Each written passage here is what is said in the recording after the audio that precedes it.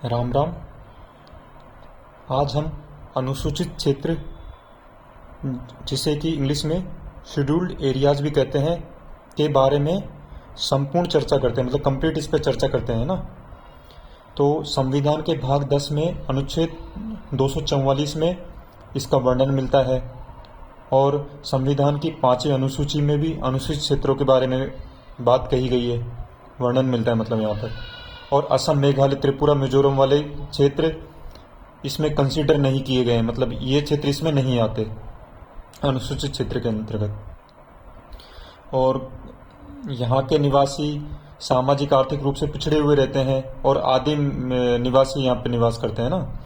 तो अनुसूचित क्षेत्र की घोषणा कौन करता है? ये एक इम्पोर्टेंट फैक्ट है। तो किसके द्वारा की जाती है? तो इसकी घोषणा, ये कई एग्जाम में भी पूछा गया है पहले, तो इसकी घोषणा राष्ट्रपति द्वारा की जाती है।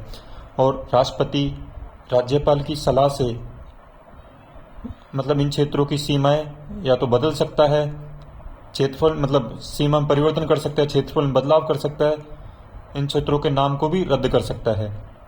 अब हम बात करते हैं केंद्र व राज्य की कार्यकारी शक्तियों के बारे में। तो संबंधित राज्य की कार्यकारी शक्ति यहाँ भी लागू होती है और राज्यपाल यहाँ के प्रशासन संबंधी रिपोर्ट देता है राष्ट्रपति को। किन केसेस में? एक तो वार्षिक देता है, दूसरा जब राष्ट्रपति चाहे तब वो रिपोर्टिंग करेगा, है ना। अब थर्ड क्वेश्चन, मतलब ये एक इम्पोर्टेंट फैक्ट है और यहाँ से क्वेश्चन बने हैं जनजातीय सलाहकार परिषद। तो इसका गठन ऐसे राज्यों में होता है जहां अनुसूचित जनजाति तो है लेकिन अनुसूचित क्षेत्र नहीं है। तो ये एक इम्पोर्टेंट फैक्ट हो गया। और इसकी स्ट्रक्चर की बात करें तो 20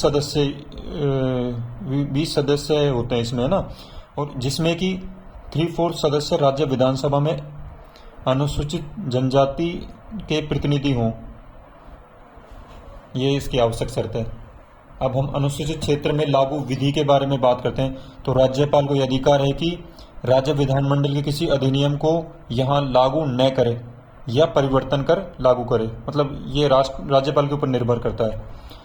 अब हम इसके लास्ट फैक्ट पे चर्चा करते हैं।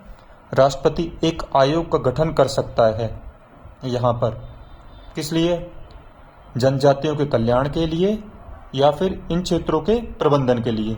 क्या ऐसे आयोग का गठन किया है पहले भी? हाँ, बिल्कुल किया है।